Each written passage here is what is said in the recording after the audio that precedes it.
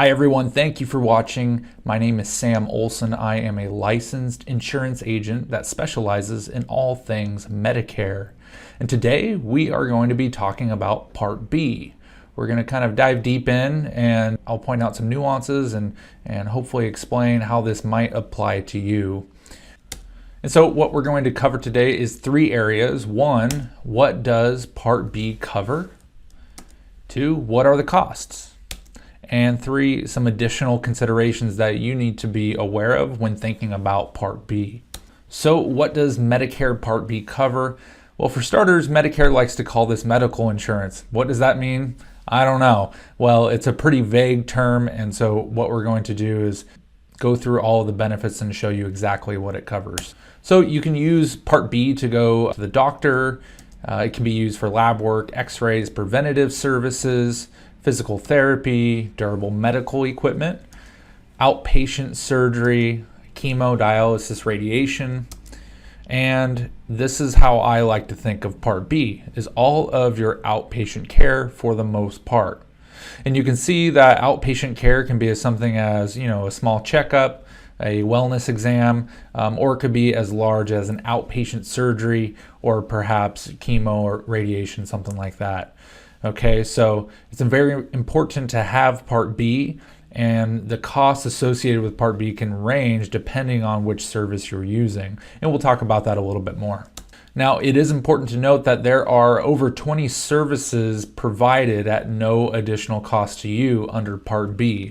So as long as you're paying your Part B premium, you can go in for some of these services and not have an additional copay or deductible to utilize the service. And most cancer screenings fall into that category. Diabetes screenings, wellness checkup. If you are in need of counseling service for alcohol, smoking, or obesity, you can use that with no additional cost. And by no additional cost, again, what I mean is you don't pay any copays, there's no coinsurance, and there's no deductible, okay? Now, a lot of times the doctor has to order it and find it to be medically necessary, but as long as you get that cleared, then you can utilize these screenings at no additional cost. So how much is the Part B premium? Well, the answer in life is always, it depends. So the Part B premium is based on your income. And by income, I mean modified adjusted gross income, also called MAGI. And essentially, to get your MAGI, first of all, what I would say is talk to your accountant. They should be able to tell you. But it's your adjusted gross income, and then they add back all of these different items, okay? Now, a lot of these items are kind of rare, but these are the items they add back in order to get your MAGI.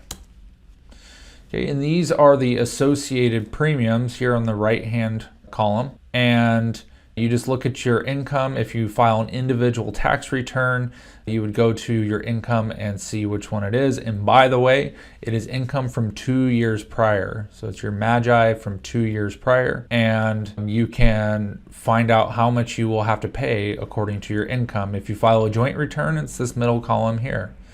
Okay, and so most people, they fall in the category of $170.10. As you can see, you can pay as much as $578.30.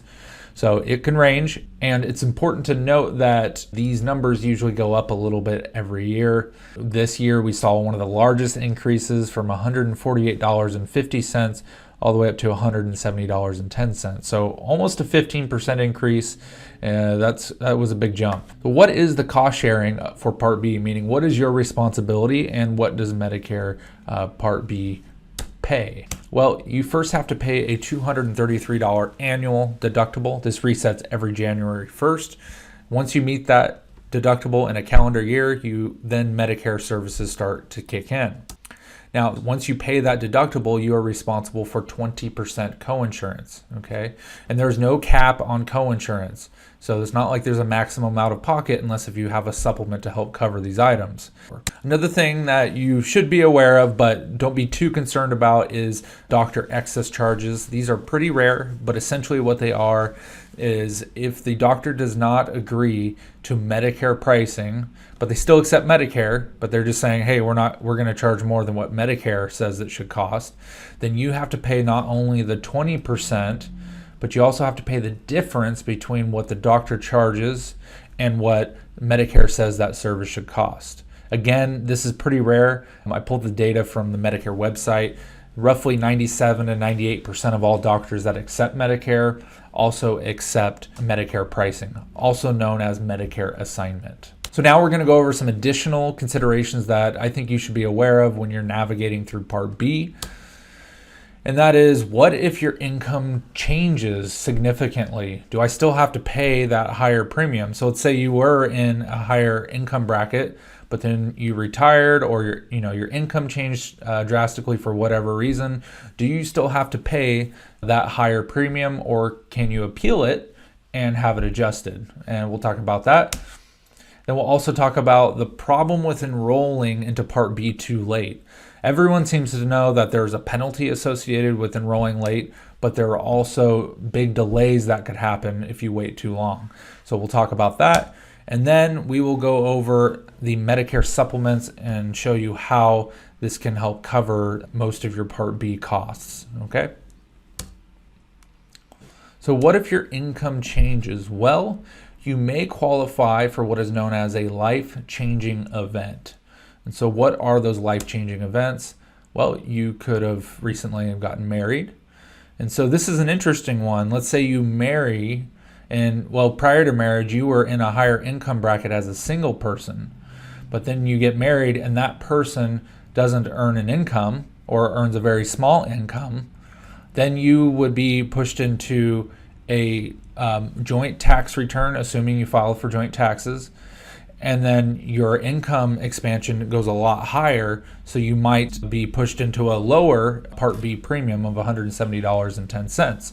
And so that would be good news as far as your Part B premium goes. If you were recently divorced or there was an annulment, of course, usually that means that there was a significant reduction in income, so you might qualify for a life-changing event. Death of your spouse, if your work stopped, if you had work reduction, a lot of us experienced this during COVID.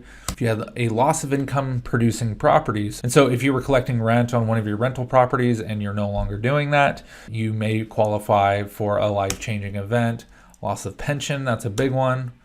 Or if there was an employer settlement payment, that would not be factored into your income as it relates to Part B. And so you're going to want to communicate that to the Social Security and fill out a form. So with all of these events, this is the part of the form where it talks about the different life-changing events, and you would check which box applies to you. Now this is only page 2 of 8.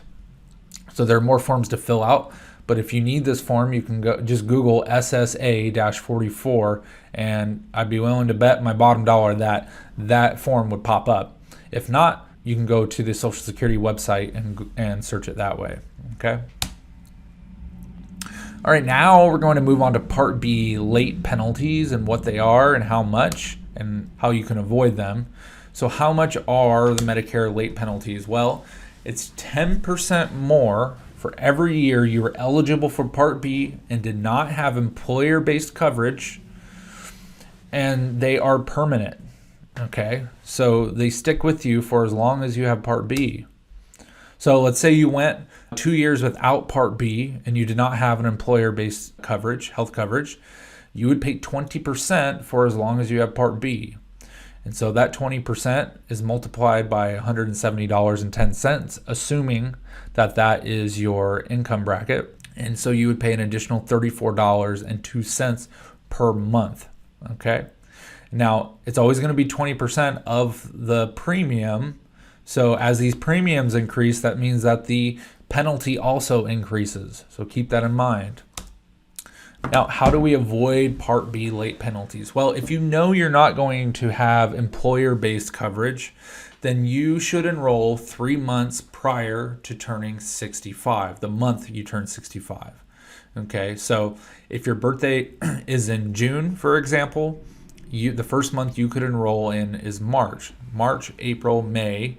That's 3 months before the month you turn 65, and then June is the month you turn 65. So the soonest you could enroll is March, and you would have an effective date of June 1st, and you would avoid any type of late penalty. Now you can enroll a little bit later. You have until 3 months after the month you turn 65. However, that could delay your coverage quite a bit. So we want to be careful there. If you qualify for what is known as a special election period, an SEP, and to do this, you must be in a health plan that is from your employer, and the employer must have 20 or more employees and 100 or more if you are on Medicare due to disability. If you have that, then you can delay Part B. You will not have to pay the premiums, and you will not incur any late penalties. Okay.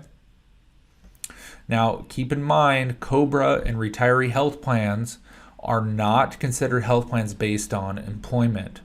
So some people mix that up, and then they go to enroll in Part B later, and then they realize that, number one, they can't even enroll until January 1st because that's the rules, and then they're also penalized permanently for the rest of their life, or the rest of their duration on Medicare. So if you delay your Part B due to employer coverage, you can enroll into Part B at any time while you're still on your health plan or your spouse's health plan, or you can enroll within 8 months from when that health coverage terminates.